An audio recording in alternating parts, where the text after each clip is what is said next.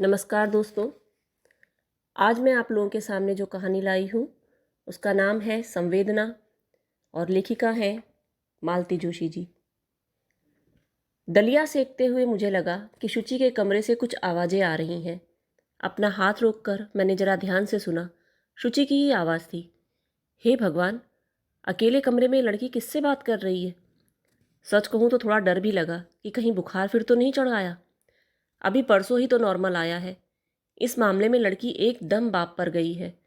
Thermometer का पारा 99 degree से ऊपर गया नहीं कि बड़बड़ाना शुरू। दोनों के दोनों मुझे नचा कर रख देते हैं। फिर मुझसे नहीं रहा गया। कढ़ाई उतार कर मैंने सीधे उसके कमरे का रुख किया।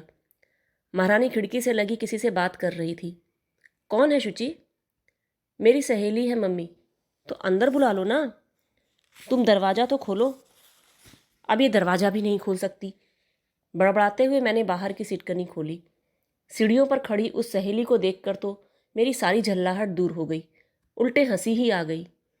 ये इतनी सी बित्ते भर की लड़की इसकी सहेली है? और कॉलेज की दर्जन भर जो है उनका क्या होगा? नमस्ते आंटी, उसने अपनी झिलमिल मुस्कान बिखेरते हुए कहा तो मुझे होश आया। आओ ना, भीतर आओ, कहते हुए मैं उसे भीतर शुचि के पास लिवा ले गई। ये इतनी सी सहेली कहाँ पा गई तुम? मैं अब अपना कुतूहल ना दबा सकी। मम्मी, ये सोनाली है। रोज़ कॉटेज वाली पाल आंटी है ना, उनकी सोनाली है। हम दोनों रोज़ एक ही बस स्टॉप से चढ़ती हैं ना, इसी से दोस्ती हो गई। अच्छा, 5-6 दिन से मुझे देखा नहीं ना, इसलिए हाल चाल पूछने आ गई है। अच्छा, ये तो बहुत अच्छा किया बेटे, तुम्हारी दीदी का भी दिल बहल जाएगा। दिल का तो ठीक है मम्मी, कुछ पेट की भी तो फिक्र करो। उसी की फिक्र कर रही थी बेटे, दलिया सेक रही थी। अभी बना जाता है। आज अपनी सहेलियों को भी बीमारों वाला ही नाश्ता कराना। वापस किचन में लौटकर मैं 8-10 साल पुरानी उस घटना को याद करने लगी। अस्पताल में उन दिनों बड़ा हंगामा हुआ था। एक औरत बच्ची को जन्म देते हुए मर गई थी। उसका संगी साथी कोई नहीं था। किसी रिश्तेदार की प्रतीक्षा में वह बच्ची 8-10 दिन तक अस्पताल में ही पलती रही। फिर सिस्टर पाल उसे अपने घर ले आई थी। उस अनाम कुल गोत्र वाली बालिका को उन्होंने छाती से लगाकर पाला था। उनकी मेहनत सचमुच सार्थक हुई थी। बच्ची एकदम फूल सी खिलाई थी। रोज कॉटेज को कई लोग नर्सेस क्वार्टर भी कह देते थे। पाल सिस्टर वहाँ अपनी बूढ़ी माँ के साथ रहती थीं। कई नर्सेस जिन्हें रहने को स्थान नहीं जुट पाता था, रोज कॉटेज में बतौर पेइंग गेस्ट रह जाती थीं। सिस्टर से मेरी पहली मुलाकात रुचि के जन्म के समय हुई थी। मुश्किल से 18 की थी मैं। बेतरह घबराई हुई थी। उस समय सिस्टर ने जो स्नेह और सहारा दिया वह हमेशा याद रहेगा। मुझसे 1-8 साल ही बड़ी होंगी, पर रोगियों के लिए एकदम माँ जैसी थीं। शुचि के समय तो हम दोनों की अच्छी खासी दोस्ती हो गई थी। उस समय अस्पताल में ही मेरा जन्मदिन पड़ा था। ये ढेर सारे फूल लेकर आए थे। तब सिस्टर के मुंह से अचानक निकल गया कि आज तो उनका भी जन्मदिन है। फिर ये उनके लिए भी एक बुके लाए थे। वार्ड में अच्छी खासी रौनक हो गई थी। इसके बाद 2 बार और अस्पताल जाना पड़ा, पर आने वाला जीव धरती पर उतरने से पहले ही आंखें मूंद चुका था। दोनों ही लड़के थे। घोर निराशा में हम दोनों आकंठ डूब गए। सिस्टर पाल की आंखें भी हर बार गीली हो आईं। बस उसके बाद इस अनुभव को दोहराने की हिम्मत नहीं पड़ी। उन दोनों को नाश्ता करवाते हुए पिछला कितना कुछ याद आ गया। दरवाजे की बेल बजी और एक बार मुझे उठना पड़ा। जब से शुचि बीमार पड़ी है उसकी सहेलियों का तांता लगा रहता है। लेकिन दरवाज़ा खोलते हुए देखा सहेली नहीं, शुचि के पिता थे। बड़ी जल्दी आ गए? कोई चोरी है? नहीं, मेरा मतलब था, कहो तो लौट जाऊं। उनके स्वर से आशंकित होकर इस बार मैंने उन्हें ध्यान से देखा। चेहरा बेहद उतरा हुआ था। माथे पर सलवटों का जाल सा था। मैंने चुपचाप रसोई में जाने में ही कुशल समझी। पुरुषों की यही आदत तो मुझे अच्छी नहीं लगती। दफ्तर में लड़ झगड़ कर आएंगे और घर आकर सारा गुस्सा बीबी पर उतारेंगे। अरे भाई, आपका मूड खराब है, आप थके हारे आए हैं, ठीक है, जरा अपनी बीबी का तो ख्याल कीजिए। वह क्या दिन भर आराम करती रहती है? 100 उलझनें होती हैं और अकेली जान सब झेलती रहती है। फिर भी घर लौटने वाले का हंसकर स्वागत करती है। और ये हजरत हैं कि चाय लेकर बाहर गई तो देखा वे बरामदे में आराम कुर्सी पर ही पसर गए हैं। आंखें बंद हैं और दोनों हाथ ऊपर कुर्सी की पीठ पर टंगे हुए हैं। तबीयत तो ठीक है ना? क्यों, तुम्हें क्या तकलीफ हो रही है? अब कोई हाल चाल पूछे भी तो किससे? तभी सोनाली बाहर निकली। ये क्या बेटे, चल दी? हाँ आंटी, घर पर बता कर नहीं आई थी। सब लोग फिक्र करेंगे। हाँ सो तो है। अच्छा कल फिर आना, दीदी को अच्छा लगेगा। जी। अच्छा आंटी नमस्ते। नमस्ते अंकल। मैं बड़ी देर तक गुड़िया से उस लड़की को जाते हुए देखती रही। तभी इनका प्रश्न आया, कौन थी यह लड़की? अरे ये पाल सिस्टर की सोनाली है। कुछ साल पहले उन्होंने एक लड़की को अडॉप्ट किया था ना। समय कितनी जल्दी बीत जाता है ना। अभी कल तक तो सिस्टर इसे प्राम में घुमाया करती थी, है ना? यहाँ क्यों आई थी? अरे ये शुचि की सहेली है, मैंने हंसकर कहा। दोनों एक ही बस स्टॉप से चढ़ती हैं। 2-3 दिन से शुचि को देखा नहीं तो हालचाल पूछने आ गई। शुचि से कहो ऐसी वैसी लड़कियों से दोस्ती ना किया करे। आप भी कमाल करते हैं। ऐसी वैसी से क्या मतलब? और फिर कैसी भी हो, हमें कौन लड़का ब्याहना है? ब्याहने के लिए मेरे घर में लड़का नहीं है। याद दिलाने की ज़रूरत नहीं है।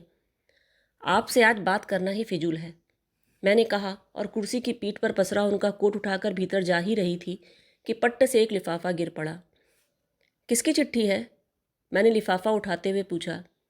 हिंदी पढ़ तो लेती हो ना? मैंने भुनभुनाते हुए पत्र खोला। ऊपर दाहिने कोने पर लखनऊ देखते ही मेरे हाथ कांप गए।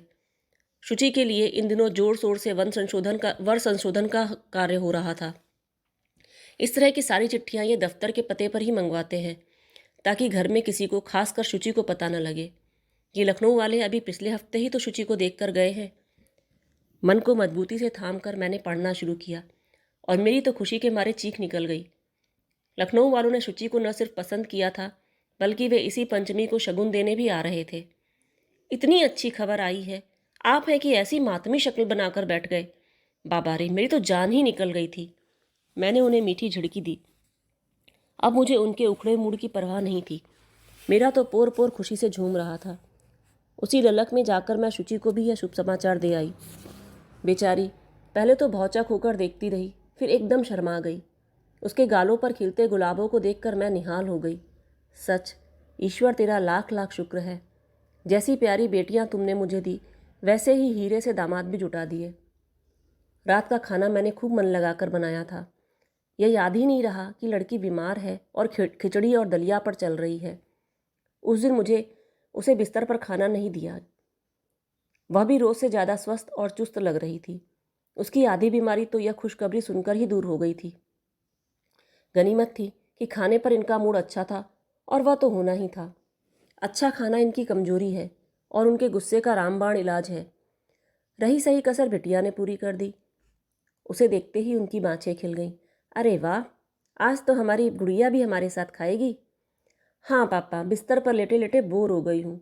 वहाँ खाने का स्वाद भी तो नहीं आता। आज बुखार तो नहीं आया? नहीं, परसों से नॉर्मल ही चल रहा है। बस अब जल्दी से ठीक हो जाना, समझी? अगले बुधवार को कौन आ रहा है जानती हो? हाय पापा, शुचि ने लड़िया कर कहा और दोनों हाथों से अपना मुंह छिपा लिया।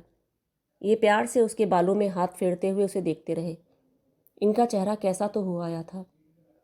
अरे अब खाना शुरू भी करो, सब ठंडा हुआ जा रहा है। मैंने बड़ी मुश्किल से अपनी रुलाई रोकते हुए कहा। चलो बेटे शुरू हो जाओ, खाना ठंडा हो गया तो तुम्हारी मम्मी गर्म हो जाएंगी, इन्होंने कहा। पापा, ये मम्मी हम दोनों को बीमार कर देंगी। देखिए तो क्या अल्लम गल्लम पका रखा है। आप जरा हाथ रोक कर खाएंगे। अरे खा लेने दो बेटे, कुछ दिन की तो बात है। तुम्हारे जाने के बाद तो खिचड़ी पर ही गुजारा करना है। ये तो सब कुछ जो बनता है ना, तुम लोगों के बहाने बन जाता है। हाँ हाँ कहते जाइए। आपने तो जैसे कभी कुछ बनाया ही नहीं, सारी जिंदगी चूल्हे में झोंक दी और ये सुनने को मिल रहा है। मैं मुंह फुलाकर बैठ गई। ओ मम्मी, डोंट स्पॉइल इट, शुचि ने बीच बचाव करते हुए कहा। ये जैसे अब उसका हमेशा का काम हो गया है। सोचती हूँ कल को वह चली जाएगी तो क्या हम लड़ते ही रहेंगे या कि लड़ना भी भूल जाएंगे। मम्मी, एक मज़ेदार बात बताऊँ? पाल आंटी शादी कर रही हैं। क्या? हम दोनों के मुंह से एक साथ निकला। मेरा सारा गुस्सा काफूर काफूर हो चुका था और अब मैं उत्सुक होकर बैठ गई थी। इस उम्र में शादी? जानती है, मुझसे भी 1 साल बड़ी हैं पाल सिस्टर। अरे यही तो उम्र है जब आदमी को सच्ची कंपेनियनशिप की ज़रूरत होती है। आप चुप रहिए। हाँ तो किससे कर रही है? वो लास्ट ईयर रोडवेज़ का एक भयानक एक्सीडेंट हुआ था ना, उसमें दिल्ली के एक व्यापारी भी थे। अपनी टांग तुड़वाकर 3 महीने अस्पताल में पड़े रहे। बस वो आंटी की सेवा पर रीझ गए और उन्होंने आंटी के सामने शादी का प्रस्ताव रख दिया। शादीशुदा है? हाँ, पहली बीवी नहीं है, 3 लड़के हैं, बड़ा तो कॉलेज में पढ़ता है। बच्चे राजी हैं? क्या पता। इसी महीने की 29 तारीख को दिल्ली में शादी हो रही है।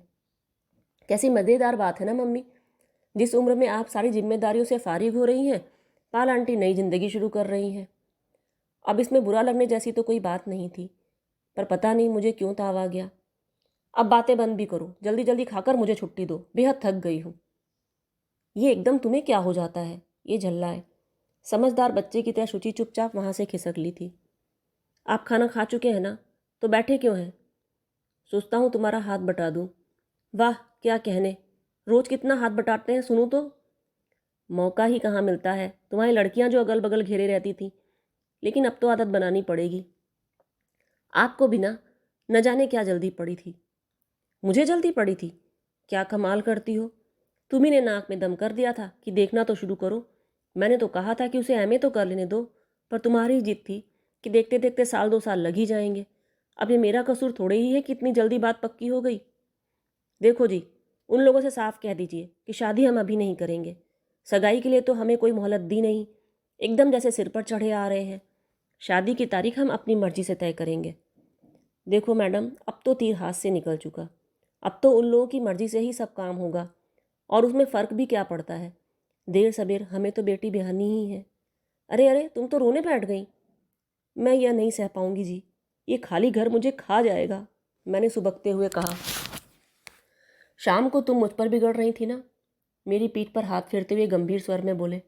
उस समय मेरी भी यही दशा हो रही थी। यह पत्र हाथ में आते ही खुशी तो हुई नहीं, उल्टे भविष्य आंखों के सामने तैर गया। मैं पुरुष हूं ना, तुम्हारी तरह रोन तो नहीं सकता। मैंने उनकी आंखों में झांका, मेरे आंसुओं का प्रतिबिंब वहां भी झलक रहा था। उसके बाद तो फिर रोने बिसुरने का भी समय नहीं मिला। कुल जमा 8 दिन तो बचे बीच में थे, और करने को कितने काम थे।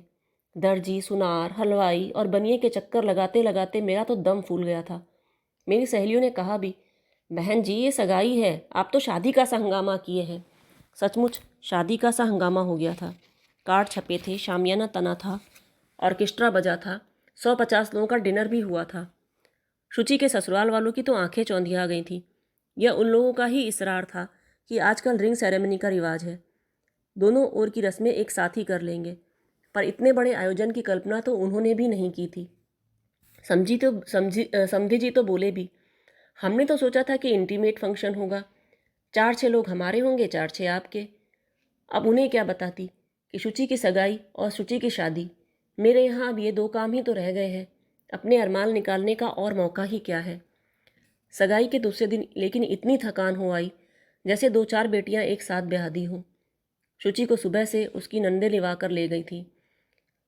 इन्हें किसी तरह दाल भात खिलाकर मैं जो लेट गई तो दिन भर फिर उठा ही नहीं गया। नींद तो खैर क्या आती, पर उल्टे सीधे विचार जरूर आते रहे। सबसे ज़्यादा गुस्सा तो मुझे रुचि पर आ रहा था। इकलौती बहन की सगाई में भी नहीं आई। कहलवा दिया कि देवरानी का प्रसव समीप है और सास जी की तबीयत ठीक नहीं है। यह तो अच्छा हुआ कि 4 घंटे के लिए ही सही देवेंद्र आ गए थे, नहीं तो लड़के वालों के सामने हमारी क्या इज्जत रह जाती। अरे कहाँ हो भाई? ये मुझे ढूंढते हुए कमरे में आ गए थे। ये देखो क्या है। क्या है? कल के फ़ोटो हैं। अरे इतनी जल्दी आ गए, कमाल है। मेरी सारी थकान पल भर में भाग गई। मैंने लपक कर उनके हाथ से लिफाफा ले लिया और देखने बैठ गई। एक बार, 2 बार, बार बार देखने पर भी मन जैसे भरता ही नहीं था। शुचि की सजी सवरी छवि पर से आंखें हटाए नहीं हटती थी। सुनो, इन्होंने मेरी तंद्रा भंग की। इनमें से 2-4 अच्छी सी तस्वीरें छांट कर रुचि को भेज दो। देवेंद्र जाते हुए बार बार कह गए हैं। कोई ज़रूरत नहीं है। इतना ही चाव था तो खुद आ जाती। अरे भाई, उसकी अपनी प्रॉब्लम्स हैं। हाँ, उसे देवरानी की चिंता है, सास की फिक्र है, माँ हलकान होती रहे तो होती रहे, इसीलिए लोग लड़के के लिए तरसते हैं। बहू होती तो बुलावे की ऐसी अवज्ञा नहीं करती, रोती झीकती सही चली आती। मैडम, अब बहुओं का भी जमाना नहीं रहा। मिसेज मिश्रा की बीमारी में देखा नहीं था, लड़का तो तार मिलते ही पहुंच गया था, पर बहू पूरे 15 दिन बाद आई थी, बच्चों के इम्तिहान जो थे। हाँ सो तो है, न बेटी अपनी रह जाती है न बहू अपनी हो पाती है, मैंने उसास भरकर कहा। तभी दरवाजे की घंटी बजी। खोल कर देखा, सोनाली थी। दीदी हैं? न बेटे, वह तो ससुराल गई है। तो क्या दीदी की भी शादी हो गई? उसके स्वर में हताशा झलक रही थी। वाह भाई, ये कैसे हो सकता है कि दीदी की शादी हो जाए और उसकी सहेली को खबर भी ना हो। इन्होंने पीछे से आकर मुझे चौंका दिया। ना बेटे, अभी तो सिर्फ सगाई हुई है। वैसे तुम्हें तो सगाई पर भी बुलाना चाहिए था। आने दो दीदी को, उसकी अच्छी कान खिंचाई करूँगा। फिर मेरी ओर मुखातिब होकर बोले, अरे भाई खड़ी क्या हो, शुचि की सहेली का मुंह तो मीठा कराओ। नहीं अंकल, मैं फिर आ जाऊंगी, उसने संकोच में भरकर कहा। अरे वाह, ऐसा कैसे हो सकता है। और इन्होंने उसे हाथ पकड़कर बिठा ही लिया। मैं मिठाई लेने भीतर चली गई। जब लौटी तो देखा दोनों किसी जोक पर हो करके हंस रहे हैं। उस नाजुक सी लड़की ने हमारा अपमान नहीं किया। हम लोगों का मन रखने के लिए भरी हुई प्लेट से बर्फ़ी का एक टुकड़ा उठा लिया और फिर नमस्ते करके चली गई। वे बड़ी देर तक उस बाल मूर्ति को जाते हुए देखते रहे और फिर बोले, बेचारी घर पर बोर हो रही है, सिस्टर शॉपिंग के लिए दिल्ली गई हुई हैं। आज तो बड़ी घुट घुट कर बातें हो रही थी। और उस दिन क्या क्या कह गए थे याद है, मैंने छिड़ा। सच बताऊं, आज उसे देखा तो एकदम रुचि की याद हो आई। बचपन में वह बिल्कुल ऐसी ही लगती थी, खाक लगती थी। अपने बच्चों को ध्यान से देखा भी है कभी? कितनी गदबदी और गोरी चिट्टी थी रुचि, एकदम अंग्रेज लगती थी। क्या पता, मुझे तो हर छोटी लड़की में अपनी बिटिया ही नज़र आती है। ये बाल बच्चेदार रुचि तो मुझसे पहचानी ही नहीं जाती। क्या कल को शुचि भी ऐसी ही हो जाएगी? कुछ देर तक स्तब्धता छाई रही। फिर मैंने धीरे से कहा, सुनिए। बोलो। रुचि को एक पत्र लिख दीजिए। तुम्हारा गुस्सा दूर हो गया? मजाक छोड़िए, रुचि को लिखिए कि दोनों बच्चों में से एक को हमारे पास छोड़ दें। क्यों? क्यों का क्या मतलब? कल को शुचि चली जाएगी तो मैं दिन भर क्या दीवालों से सिर फोड़ूंगी? मन बहलाने के लिए कुछ तो चाहिए कि नहीं? इसीलिए वो एक बच्चा तुम्हें दे दे। वो बच्चा हमारा भी तो कुछ लगता है, आखिर हमारा भी तो कुछ हक है। क्या हक है? जब लड़की पर ही हमारा हक नहीं रहा तो बच्चों पर क्या होगा? ऐसी बेवकूफ़ी की बातें मेरे सामने मत किया करो, कह देता हूँ। मैं तो हैरान थी, इसमें इतना गर्म होने की क्या ज़रूरत थी? आजकल तो इनको समझना मुश्किल हो गया है। घड़ी में तोला, घड़ी में माशा बने रहते हैं। या शायद हम दोनों का ही यह हाल हो गया है। वह पूरा दिन इतना खराब बीता। शुचि सुबह से ही चली गई थी। उसके ससुर की कोई बहन शहर में रहती थी, उनके वहाँ खाना था। बाद में सामने वाले शर्मा जी के यहाँ फ़ोन पर कहलवाया कि सिनेमा का प्रोग्राम है, देर तक लौटेंगे। मैंने सोचा 12 से 3 वाला शो तो क्या मिल पाएगा, हाँ 3 से 6 वाला ज़रूर देख कर लौटेंगे। पर 8 बजे तक भी उन लोगों का अता पता नहीं था। इतनी देर तक कभी लड़कियां घर से गायब रहती तो ये मेरा कोर्ट मार्शल कर देते, पर इस समय इत्मीनान से बैठे टीवी देख रहे थे। एक आध बार मैंने कहा भी कि शर्मा जी के यहाँ से फ़ोन कर लो, पर जवाब में उन्होंने मुझे इस तरह घूर कर देखा कि मेरी सिट्टी पिट्टी गुम हो गई। रात के खाने में मैंने सिर्फ खिचड़ी बनाई थी। 9 बजे तक शुचि की प्रतीक्षा करने के बाद ही मैंने रसोई में पाँव दिया था और जल्दी में जो भी बन सका बना लिया था। पर ये टेबल पर आते ही बोले, सुबह दाल भात, रात को खिचड़ी। वाह, अच्छा कॉम्बिनेशन है। बिटिया के जाने के बाद शायद इसी पर गुजारा करना पड़ेगा। अच्छा है, अभी से थोड़ी थोड़ी आदत हो जाएगी तो बाद में परेशानी नहीं होगी। मुझे एकदम रोना आ गया। एक दिन पूड़ी पकवान नहीं बनेंगे तो क्या प्रलय हो जाएगी? ना सामने वाले का मन देखते हैं, ना शरीर, बस ताने देने लगते हैं। वे पहले तो भौचक से मुझे देखते रहे, फिर चुपचाप थाली में चम्मच हिलाते रहे। इसके बाद हम दोनों में कोई बातचीत नहीं हुई। वे चुपचाप पहली बार का परोसा हुआ खाकर उठ गए। मुझे बाद में अपने ऊपर बड़ी ग्लानि हो आई। यह मुझे एकदम क्या हो जाता है? लगता है शुचि की शादी की सारी खुशी सगाई के बाद ही ठंडी पड़ गई। सूना घर जैसे काटने को दौड़ रहा था। घर में हम दो प्राणी थे, पर दोनों ही अपने में कैद हो गए थे। ये तो खाने के बाद सीधे बिस्तर पर चले गए थे। मैं थोड़ी देर को टीवी के सामने बैठी रही, पर मज़ा नहीं आया। स्वेटर बुनने की कोशिश की, पर 3 बार खोलना पड़ा। हर बार पैटर्न में कुछ भूल हो जाती थी। हार कर सिलाइयाँ रख दी। मैगजीन उठाई, पर एक भी पंक्ति दिमाग में नहीं आ रही थी। आखिरकार बरामदे में आराम कुर्सी पर पसर गई। शुचि पर रह रह कर गुस्सा आ रहा था। क्या वह अपनी मम्मी का स्वभाव नहीं जानती? क्या उन लोगों से कह नहीं सकती? और वे लोग भी कैसे हैं?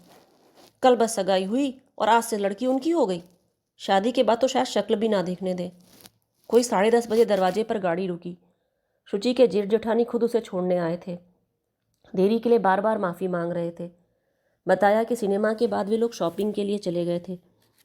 शुचि ने चंदेरी की बूटेदार साड़ी पहन रखी थी। शायद वह प्रवीण का पहला उपहार था। क्योंकि उसे दिखाते हुए शुचि की आंखों में एक अनोखी चमक आ गई थी। वे लोग कॉफ़ी पीकर चले गए और मैं सीधे बिस्तर पर आ गई। मुझे मालूम था कि शुचि के पास आज कहने के लिए ढेर सी बातें हैं, पर अब मुझ में ही धैर्य चुक गया था। रात 2 बजे तक बिस्तर पर यूं ही करवटें बदलती रही। तब याद आया, नींद आए तो कैसे, रात भूखी ही सो गई थी। शुचि पर इतना गुस्सा आ रहा था, एक बार भी नहीं पूछा कि मम्मी आपने खा लिया, बस अपने में ही मस्त थी। तब भान हुआ कि आने के बाद मैंने भी तो उससे नहीं पूछा। ससुराल वालों के साथ पहला परिचय था, वहाँ तो संकोच के मारे भूखी ही उठाई होगी। वैसे भी तो 100 नखरे हैं उसके, और शाम के खाने की तो कोई बात ही नहीं हुई थी। फिर मुझसे लेटा नहीं गया। दबे पाँव उसके कमरे में जाकर देखा, रोशनी थी तो ज़रूर अब तक जाग रही है। खाली पेट नींद आए भी तो कैसे। पास जाकर देखा, गहरी नींद में थी। हाथों में अंग्रेजी का कोई उपन्यास अधखुला पड़ा था।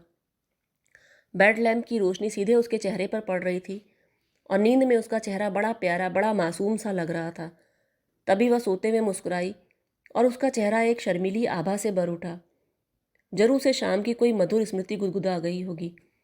उसके हाथों से किताब लेकर मैंने तिपाई पर रख दी और स्विच ऑफ किया। फिर धीरे से मच्छरदानी ठीक की। ये रोज ही का काम था, मच्छरदानी ठीक करना और सिरहाने की खिड़की बंद करना। ये दोनों काम मेरे ही जिम्मे थे। नाइट लैम्प की रोशनी में देखा, कोई चीज़ कुर्सी से झूल रही है। बत्ती जलाकर देखा, नई साड़ी थी। महारानी ने बस ऐसे ही उतार कर फेंक दी थी। इतना ताव आया, क्या बेशऊर लड़की है। कम से कम ससुराल की साड़ियों की तो कद्र करनी चाहिए कि नहीं। साड़ी तहाकर मैंने अलमारी जो खोली तो वहाँ गदर मचा हुआ था। 8-10 दिन से मुझे उधर झांकने की भी फुर्सत नहीं मिली थी, और इन्होंने तो कभी अपने कपड़े समेटना सीखा ही नहीं। अब ससुराल में क्या मम्मी साथ जाएंगी। कपड़े नीचे उतार कर मैं पालथी मारकर बैठ गई। ड्राई क्लीनिंग की, प्रेस की, धुलने की साड़ियों का, सूट का अलग ढेर लगाकर बाकी कपड़े करीने से जमा दिए। कार्डिगन और स्वेटर्स तो ऐसे गुड़ी मुड़ी पड़े हुए थे कि साफ और मैले समझ में ही नहीं आ रहे थे। मैंने एक सिरे से सभी को धोने के लिए निकाल दिया। एक कुर्ते में पेन का ढक्कन अटका हुआ था, उसका निचला हिस्सा ढूंढने के लिए पूरी अलमारी खंगालनी पड़ी। पेन टेबल पर रखने गई तो वहाँ का नज़ारा देखकर रोना आ गया। तेल की शीशी, खाने की प्लेट, दवाई की शीशी, गर्म पानी की थैली, हर तरह का कबाड़ वहाँ था। हॉट वाटर बैग कील से लटकाने गई तो शुचि की सैंडल में पैर उलझ गया। फिर जूतों के स्टैंड का मुआयना किया, वहाँ तो मेला लगा हुआ था। कोल्हापुरी चप्पलों से सलीम शाही जूती तक हर चीज़ वहाँ थी, पर बेतरतीब। हर साड़ी से मैच करती चप्पल थी, पर उसका जोड़ ढूंढना दुश्वार काम था। मैंने सोचा चलो लगे हाथ ये पुण्य कार्य भी निपटा लिया जाए। तभी पीछे आहट हुई। चौंक कर देखा, ये खड़े थे। ये देखिए ना, कैसा फैला रखा है। पर मुझे उन्होंने बोलने का मौका ही नहीं दिया। कमरे की बत्ती बुझाकर करीब करीब खींचकर ही मुझे कमरे तक ले गए और मेरे सामने घड़ी रख दी। उस समय सुबह के 4 बज रहे थे। तब से जैसे मुझ पर एक पागलपन सा सवार हो गया था। जब समय मिलता मैं शुचि का कमरा ठीक करने लगती, उसके धुले हुए कपड़े धो डालती, उसकी करीने से लगी किताबें बिखेर कर ठीक से जमा देती, तहाई हुई साड़ियाँ खोलकर प्रेस करने लगती, पुराने स्वेटर खोलकर बैठ जाती। नए तो एक साथ 2-3 शुरू कर रखे थे। उसकी सहेलियाँ आती तो खूब भुनभुनाती कि घर को धर्मशाला बना दिया है। वे चली जाती तो खूब रोती कि कल को शुचि चली जाएगी तो कोई यहाँ झांकने भी नहीं आएगा। रुचि की भी तो दर्जन भर सहेलियाँ हैं। 2-1 तो अब भी शहर में हैं, पर कभी इधर का रुख नहीं करती हैं। प्रवीण का पत्र हर दूसरे तीसरे दिन आने लगा था। यहाँ से भी उत्तर जाता था। मुझसे यह भी सहन नहीं होता था। हर बार झल्ला पड़ती, अपने दूल्हे के तो दिन में 2-3 पत्र लिखोगी, पर मम्मी को लिखते जान निकलती है। रुचि को देखती नहीं हूँ क्या? 3-3 महीने हो जाते हैं पर एक पोस्ट कार्ड नहीं लिखा जाता। इतना पढ़ाया लिखाया सब मिट्टी हो गया। मेरी बमबारी से शुचि इतनी आतंकित हो जाती कि कई बार तो पत्र की बात ही छिपा जाती। उसकी तो पापा के साथ गहरी छनती थी। ये बधाई देने वाले और तंग किए हुए थे। जो मिलता यही कहता, वाह साहब, इसे कहते हैं प्लानिंग। रिटायरमेंट से पहले सारी जिम्मेदारियों से फारिग हो गए, अब फुर्सत ही फुर्सत है। कोई उनसे पूछे तो कि इस फुर्सत का क्या करें? औरतें कहती, वाह बहन जी, आप तो सब झंझटों से मुक्ति पा गई, अब आराम से बैठकर भजन कीजिए। मैं मुस्कुरा कर रह जाती, पर मेरा मन चीख उठता।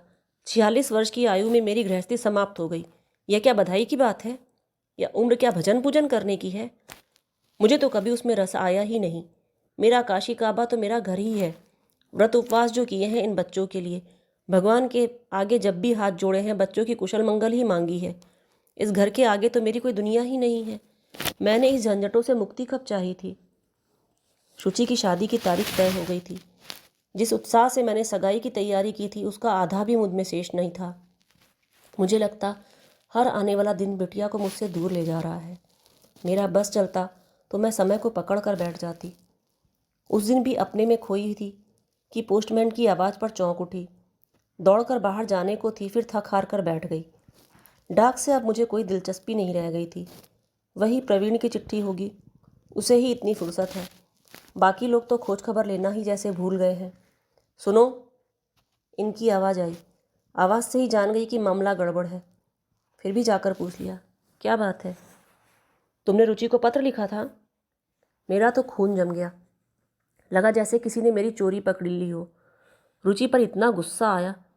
मेरे पत्र का उत्तर मुझे ही देना था ना, पापा को बीच में घसीटने की क्या ज़रूरत थी? देवी जी ने लिखा था, पापा आप प्लीज़ मम्मी को समझा दीजिए, मैं बहुत मजबूर हूँ। आशीष तो दादी की आंखों का तारा है, उसे वे एक पल भी अपनी आंखों से ओझल नहीं होने देती। और मनीष के पापा उसके बिना नहीं रह सकते। आप ही बताइए, मैं क्या करूँ? हो गई तसल्ली? इन्होंने अपनी खींच उतारते हुए कहा। इसीलिए मना किया था। जब लड़की ही अपनी नहीं रही तो उसके बच्चों पर क्या जोर है? और यहाँ कौन सा कारू का खजाना गड़ा है जिसके लालच में कोई तुम्हें अपना लड़का गोद दे देगा? एक दूसरे से आंखें चुराते हुए हम दोनों पता नहीं कितनी देर आमने सामने बैठे रहे। अपमान का दंश इतना गहरा, इतना ताज़ा था कि मुंह से बोल नहीं फूट रहा था। तभी फाटक खड़का और मैंने राहत की सांस ली। इस समय किसी तीसरे की सचमुच बहुत आवश्यकता थी। सिस्टर पाल अपनी माँ के साथ दरवाजे पर खड़ी थी। आइए आइए। हम दोनों स्वागत में जैसे बिछ से गए। और उस मनस्थिति में भी मैंने लक्ष्य किया कि सिस्टर पाल इन दोनों बहुत सुंदर लग रही हैं। एक सुव्यवस्थित जीवन की कल्पना भी मनुष्य को कितना निखार देती है। रोजी का शादी का कार्ड देने आया था। मिसेस पाल ने एक खूबसूरत कार्ड हमें थमाते हुए कहा, बधाई हो। वैसे यह खुशखबरी तो हमें मिल गई थी, पर इस बीच हम लोग इतने व्यस्त रहे कि बधाई देने नहीं आ सके। आपका बेबी का भी शादी पक्का हो गया है ना? हमें सोनाली ने बताया था। कॉन्ग्रेचुलेशंस। फिर कुछ देर तक भाभी वर के विषय में, उसके घर परिवार के विषय में बातें होती रहीं। सिस्टर ने बताया कि उनका बहुत बड़ा बिजनेस है, परिवार काफ़ी संपन्न है, 3 बच्चे हैं, तीनों हॉस्टल में हैं। घर में एक विधवा मौसी हैं जो देखरेख करती हैं, पर अब वे भी थक चली हैं। घर में अब गृहिणी का होना बहुत ज़रूरी हो गया है। तो अब आप नौकरी छोड़ देंगी? हाँ, अब ज़रूरत भी नहीं है। बहुत सर्विस कर लिया। शी नीड्स रेस्ट नाउ, उनकी माँ ने ममता भरे स्वर में कहा। तो सोनाली आपके साथ जाएगी या यहीं मम्मी जी के पास रहेगी? मैंने यूं ही पूछ लिया, पर मेरे इस सरल से प्रश्न का अजीब असर हुआ। उन दोनों के चेहरे एकदम लटक गए और वे एक दूसरे की ओर देखने लगी। बड़ी देर बाद मिसेस पाल ने बताया, वैसे इसका मिस्टर को तो कोई ऑब्जेक्शन नहीं है, पर मौसी तैयार नहीं होता। कहता घर में जवान बेटे हैं, ऐसे में बाहर का लड़की घर में नहीं चाहिए। पर वह बाहर की कहाँ है? मैंने कहना चाहा पर चुप हो गई। उसके जन्म का इतिहास तो उन्हें बताना ही पड़ा होगा ना। कोई बात नहीं, ये बोले, यहाँ मम्मी जी तो हैं और सिस्टर लोग भी हैं, देख लेंगी। प्रॉब्लम क्या है सर कि मम्मी अभी हाउस सेल करना चाहती हैं। कोई कस्टमर हो तो बताएंगे। अब अकेली तो वो यहाँ नहीं रहेंगी, गोवा अपना ब्रदर के पास चली जाएंगी। तो सोनाली? वो तो गोवा नहीं जाएगी। हमारा ब्रदर का फैमिली भी बड़ा है, वो हमको एडजस्ट करेगा तो मेहरबानी है, ये लड़की को कैसे रखेगा? उफ। अरे भाई, चाय वाय तो बनाओ। मेहमानों का पेट क्या सिर्फ बातों से ही भरना है? मुझे उठने का बहाना मिला तो सच बड़ी खुशी हुई। वहाँ का वातावरण तो इतना बोझिल हो गया था। मुझे रह रहकर सोनाली की याद आ रही थी। सिस्टर इन्हें बता रही थी कि फादर जॉन ने आश्वासन दिया है कि the church will look after her. पर इसका मतलब तो अनाथालय ही हुआ ना। इतने नाजों से परी लड़की अनाथालय में रहेगी। चाय नाश्ता लगाते हुए याद आया, इतनी आस्था से कार्ड देने आई है तो मुझे भी कुछ देना चाहिए। क्या दूँ? इनके तो मुझ पर कितने उपकार हैं। यही तो मेरे दोनों बच्चों को दुनिया में लाई है।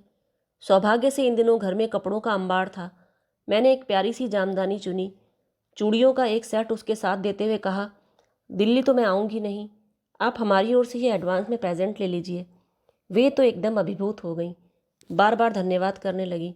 फिर एकाएक बोली, बेबी का शादी कब फिक्स हुआ है? जी फरवरी में, फरवरी 18।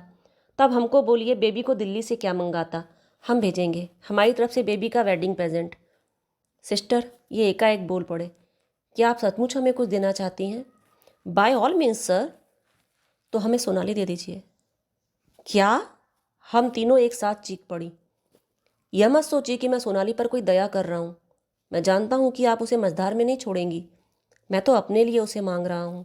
अपना सूनापन भरने के लिए हमें एक खिलौना चाहिए सिस्टर। हमें विश्वास है आप हमें निराश नहीं करेंगी। लेकिन सोनाली खिलौना नहीं है, एक जीती जागती लड़की है, जिम्मेदारी है। मैंने कहा, तो क्या हुआ? हम अभी इतने बूढ़े तो नहीं हो गए हैं कि एक बच्चे का भार ना उठा सके। हमारे अपने ही होते तो हम उन्हें पालते कि नहीं? लेकिन सर, अडॉप्ट करना हो तो लड़का होना। You need a son sir. No sister, I need a daughter, one more daughter. आप तो जानती हैं मेरे भाग्य में लड़का है ही नहीं। आप तो खुद इस बात की गवाह रही हैं। फिर अपने भाग्य से लड़ने में क्या तुक है? और यहाँ कौन सी स्टेट रखी है जिसके लिए वारिस चाहिए? जो कुछ जमा पूंजी थी इन लड़कियों पर लुटाकर मैं तो निष्कांचन हो जाना चाहता हूँ। पर ज़िंदगी तो आगे भी चलेगी ना, उसके लिए तो सहारा चाहिए। लेकिन लेकिन कुछ नहीं। मैंने कभी लड़के की कामना नहीं की। मैंने तो अपना सारा प्यार लड़कियों पर ही लुटाया है। अगर कल को कोई लड़का गोद ले भी लूँ तो मुझे ढंग से प्यार करना भी ना आएगा। जाते हुए दोनों गदगद थीं। मिसेस पाल तो बार बार कहे जा रही थी, God bless you sir, God bless you. आप अभी से अच्छे से और सोचना सर। सिस्टर ने कहा, no Hari, but thanks all the same. मुझे कितना रिलीफ हुआ मैं डिस्क्राइब नहीं कर सकती। ये प्रॉब्लम मेरा नींद छीन लिया था। मैं तो शादी कैंसिल करने के वास्ते तैयार हो गई थी, पर मम्मी ने मना किया। फादर अश्योर किया तो रुक गया। Thank you both of you. उनके जाते ही मैं बरस पड़ी। ये क्या पागलपन सवार हो गया था आप पर? मुझे बाहों में भरकर ये मेरी ओर देखते रहे। उस दृष्टि में पता नहीं क्या था कि छाती पर रखी सिल पिघलने सी लगी थी। रानी, ये तरल स्वर में बोले, पागलपन तो तुम कर रही हो। एक माँ से उसका बच्चा मांग रही हो। एक भरे पूरे घर से उसकी खुशी छीन रही हो। तुम्हारे हृदय में जो ममता का सागर हिलोरे मार रहा है उसे जाया मत करो। ये प्यार उसे दो जिसका कोई नहीं है। घर उसे दो जिसके सिर पर छत नहीं है। उनकी बातों ने मन पर चंदन का सा लेप किया। इतने दिनों से मेरे मन में धधकता ज्वालामुखी एकदम शांत हो गया था।